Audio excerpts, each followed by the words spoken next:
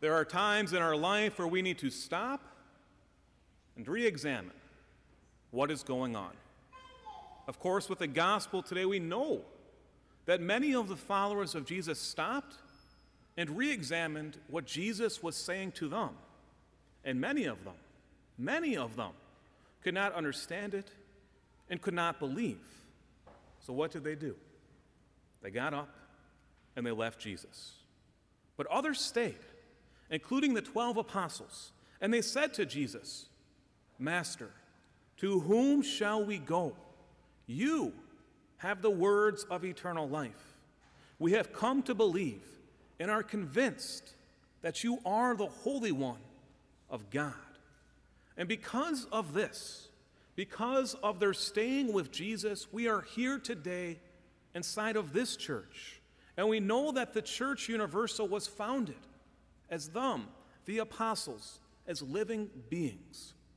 I often say that God forbid that even if all the churches in the world were destroyed, we would still have the Catholic Church, because we are not made up of buildings, but we are made up of people. The church is a living being directed by God. But even in this, we know that there are many teachings that can cause us to stop and re-examine what the church is teaching. Of course, we do not have to look very far to see some of the issues that people disagree with in regard to the church's teaching, be it the church's teaching on contraception, healthcare, immigration, abortion, euthanasia, etc.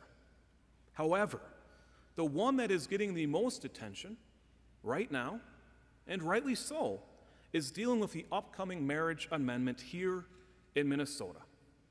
I hope that you have noticed the last 3 weeks, and the last 3 weeks, the bulletin articles that we have been running, and we'll continue to do this week and next week as well, with information regarding where the church stands on the issue of the marriage amendment, but not only that, but why we stand in the position that we hold.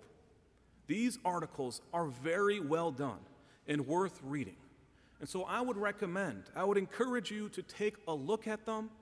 And if you have missed some of these articles the past 3 weeks, go online, go to our homepage, and right there you can find a link with all 5 articles and also a beautiful bulletin article written by Father Tom. Now, you probably know that we, the church, support the marriage amendment and definition of marriage as it is right now, and has been throughout tradition. That marriage is a universal social institution that serves as the cornerstone of society. Marriage is a reality that unites a man and a woman and any children born from their union. The reason why the church is promoting this and defending this is because we believe that marriage serves the common good of all of us. This promotion of marriage is not something that started with the marriage amendment, but rather marriage has always been promoted and defended throughout the history of the church, sometimes with more success than others. And what the church wants, what it truly wants, is for marriages to work out and to bring everyone involved, not just the 2 people getting married, but the Church Universal as well, into a union with God. So often, when discussing what the church teaches regarding marriage, people associate our teaching with us not being loving or caring. While of course, this is not true. When we look at the example of Jesus throughout the Gospels, we see that he was the one who sought out the poor and the oppressed, those who were alienated from society. Of course, the apostles continue this tradition as well, and so does the church today. When we look at the Catechism of the Catholic Church regarding how we should treat those with same-sex attraction, the Catechism has this to say: they must be accepted with respect, compassion, and sensitivity. every sign of unjust discrimination in their regard should be avoided. So, in this we can see that they are to be treated as everyone else with respect, compassion, and sensitivity. However, when we look at the example of Jesus in the Gospels, we also see that although he was welcoming to everyone, he did not tell them that they could do anything that they wanted. Rather, he preached hard teachings and would call out people who were not doing as God had willed them. And because of this, because Jesus would call out those, his teachings were hard for people to accept. Of course, we have the example of this week with many of the disciples who said to Jesus, "This saying is hard. Who can accept it?" Of course, they were talking about the Eucharist, which is hard to accept sometimes. But there are other examples in the gospel where Jesus talks about other subjects, and the disciples and the followers of Jesus have a hard time accepting it, especially in regard to marriage. So, what is the church asking all of us to at least contemplate today, to question in our mind?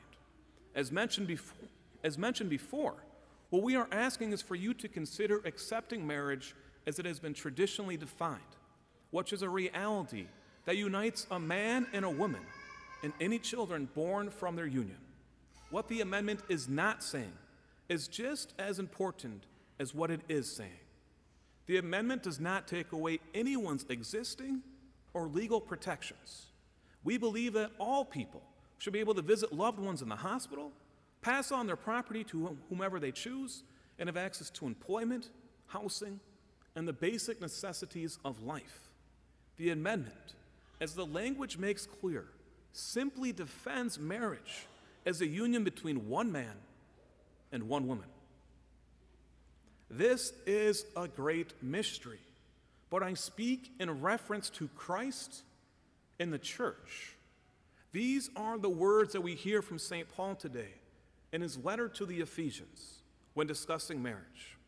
As many of you can attest, marriage is a great mystery, but what it does is it transforms you, the two spouses, to be better versions of yourselves because you are trying to help each other along in the journey of your faith. When St. Paul mentions marriage as a mystery, what he is saying is that marriage in the context of faith is a pattern of life that helps the involved parties, the spouses, gain a glimpse into God's wisdom. Whenever I meet with couples preparing for marriage, I always ask them what they think the point of marriage is. And what I try to help them discover is that marriage is a union that helps them both get to heaven. And these two spouses, God has created the groom and the bride to complement each other in a way that makes this a unique relationship of marriage. In his address to the Minnesota bishops last March, Pope Benedict XVI emphasized this for the Church of Minnesota. He said that the issue of sexual difference is at the heart of the matter when it comes to marriage, because a man and a woman complement each other in a way where each spouse has a unique role. When a man and a woman enter into this relationship fully, then marriage becomes what St. Paul said in his letter to the Ephesians. It becomes a great mystery. The question remains for all of us. Are we going to promote and defend the mystery of marriage or not? We know how the church is answering this question, but now the question remains for all of us. Are we going to promote and defend the mystery of marriage or not? I hope and I pray that the answer is yes.